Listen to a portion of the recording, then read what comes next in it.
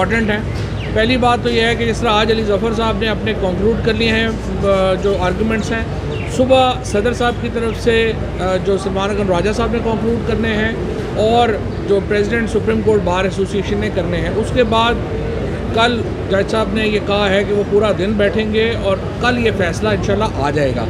आज दो ऑब्जर्वेशन बड़ी इंपॉर्टेंट थी। एक जस्टिस मंदोखेल साहब ने हवाला दिया बलूचिस्तान का कि उनके वहाँ पे एक दफ़ा ज़लज़ला आ गया तो बार ने फ़ैसला किया कि इलेक्शन फिर भी होने हैं। और उसके साथ जो जस्टिस मुनीब साहब ने ऑब्जर्वेशन दी कि पूरे मुल्क में क्रिकेट मैच हो रहे हैं, PSL चल रहा है, बट फॉर गॉड सेक आप कह रहे हैं कि इलेक्शन नहीं हो सकते। ये कैसे मुमकिन है? इलेक्शन के ऊपर इलेक्शन 90 दिन के अंदर होने हैं, इसके ऊपर कंसेंसस है। और अभी तक अली ज़फ़र साहब साथ खड़े हैं मेरा नहीं ख्याल कि किसी अपोजिट साइड ने भी इसको चैलेंज किया।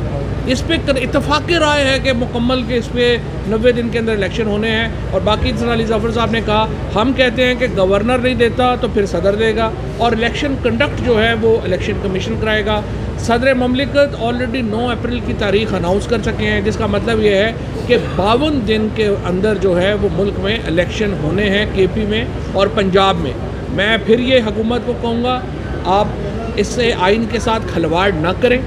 आप नेशनल इलेक्शन पे हमसे बात करना चाहते हैं, बैठे हमारे साथ नेशनल इलेक्शन पे बात करें और हम पाकिस्तान के आइन को इसमें मज़ीद जो है वो एक ऐसे मरहले में ना ले जाएं मुल्क को कि जहाँ पे पाकिस्तान का आइन ही जो है वो हमारे हाथ से निकल जाए। एक ही मुत्तफ़िका पाकिस्तान में दस्तावेज़ है जो पाकिस्तान का आइन है।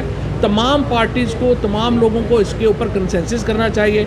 और आज मैं हैरान हूँ कि जिस तरीके से इन्होंने जजेस को निशाना बनाया और जजेस ने बड़ा अक्लमंदाना फ़ैसला किया, लेकिन आज जो बिलावल भुट्टो साहब को मैं बताना चाहता हूँ कि लड़काना उस वक्त भी याद रखा करें जब पैसे दुबई भिजवा रहे होते हैं। ये सिर्फ इस्लामाबाद और लड़काना की लड़ाइयाँ ना डालें। पीपल्स पार्टी एक वफाकी जमात थी और जरदारी साहिबान ने पीपल्स पार्टी को बेड़ा गर्क करके एक सूबे की, और अब सिर्फ लड़काना डिवीज़न में पार्टी है, वहाँ पे भी नहीं, लड़काना में भी इनको शिकस्त होनी है। ये बातें ना किया करें। जब पैसे दुबई लेके जाते हैं, लंदन लेके अपने पैसे जाते हैं, उस वक्त याद रखा करें कि सिंध का क्या हक़ है। जो आपने कराची के साथ किया, हैदराबाद के साथ किया, इंटीरियर सिंध के साथ किया, आप खौफज़दा हैं इलेक्शनों से। ये जो सियासी जमातें हैं इनके थर थर कांप रही हैं अवाम के सामने जाने से। और इंशाअल्लाह ताला इलेक्शन होंगे।